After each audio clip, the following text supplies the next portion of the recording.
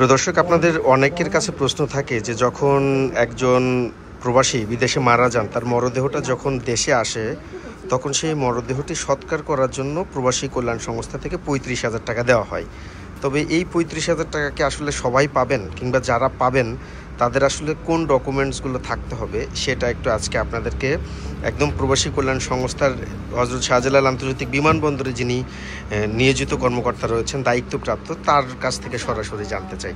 কেমন আছেন আপনি? আচ্ছা, আপনি একটু এই প্রসেসটা একটু বলেন যে একজন প্রবাসীর মরদেহ যখন বাংলাদেশে আসবে, সেই মরদেহটা শাহজালাল বিমানবন্দর থেকে বুঝে পাওয়ার পর কোন ডকুমেন্টসগুলো থাকলে তিনি এই সৎকার করার যে প্রবাসী কল্যাণ সংস্থা থেকে যে 35,000 টাকা পাওয়ার কথা সেটা তারা পাবেন? জি, একটা মরদেহ যখন তার ওয়ারিশরা রিসিভ করে তখন তাদের পক্ষ থেকে ডকুমেন্ট হিসেবে আমরা তাদের ওয়ারিশ সার্টিফিকেটটা নিই। ওয়ারিশ সার্টিফিকেট এবং মৃতের ওয়াইফ, বিবাহিত হলে মৃতের ওয়াইফের ভোটার আইডি কার্ডের কপিটা নিই। তো ওইটা, আর যদি অবিবাহিত থাকেন তাহলে পিতামাতা যে কোনো একজন। এখন ধরে নেন যে তিনি বিবাহ করেননি কিংবা তার বাবা মা মারা গিয়েছে বিদেশে যাওয়ার পরে, তাহলে সেই মরদেহর টাকাটা কিভাবে পাবে? তখন যে রিসিভ করে তার ভাই বোন থাকে, আচ্ছা, তাদের ভাই বোনের পক্ষ থেকে যদি কোনো পত্র নিয়ে আসে যে একাধিক ভাই বোন থাকলে একজনকে দায়িত্ব দিয়ে দিবে, সেটা হচ্ছে চেয়ারম্যান সার্টিফিকেট। এটা চেয়ারম্যানের কাছ থেকে একটা পত্র নিয়ে আসলে আমরা ওনার নামে চেকটা দিয়ে দিতে পারি 35,000 টাকা। আচ্ছা, এই যে 35,000 টাকা যে চেকটা, সেটা হচ্ছে কারা পাবেন? এটা কি সবাই পাবেন নাকি যারা হচ্ছে সরকারিভাবে গিয়েছেন তারা পাবেন? এই 35,000 চেকটি ওই ওয়ারিশের ওই ব্যক্তির জন্য যারা এই দেশ থেকে, বাংলাদেশ থেকে বিএমইটি ক্লিয়ারেন্স অথবা ম্যানপাওয়ার ক্লিয়ারেন্স বলে, মানে সরকারিভাবে যারা কাজ নিয়ে বিদেশে যাচ্ছে তাদের জন্যই প্রযোজ্য। আর যারা সরকারিভাবে যাননি তারা এই টাকাটা এইটার প্রযোজ্য।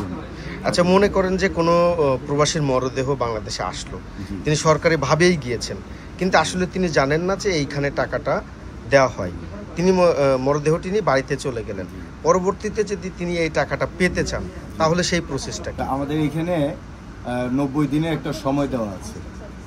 এই 90 দিনের মধ্যে তারা যদি আমাদের সাথে যে কোনোভাবে যোগাযোগ করে ডকুমেন্ট সহকারে, আমরা তাদেরকে এটা বুঝিয়ে দিই।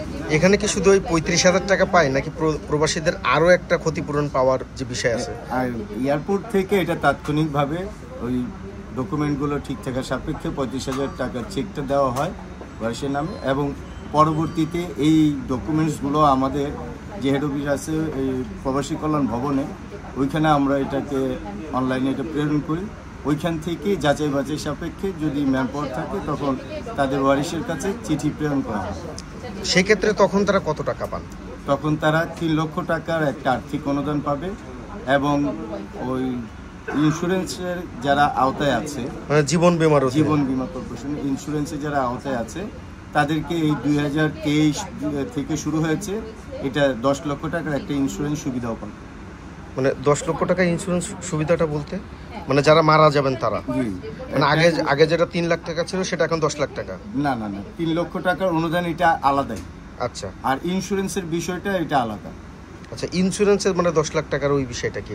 এটা ইন্স্যুরেন্সের যাবতীয় এটা ডকুমেন্ট, এটা মানে তাহলে ওই 3 লাখ টাকাও তারা পাবেন, আবার 10 লাখ টাকারও আর একটা সুবিধা জীবন বীমা কোম্পানি থেকে তারা পাবেন। আচ্ছা, ধন্যবাদ।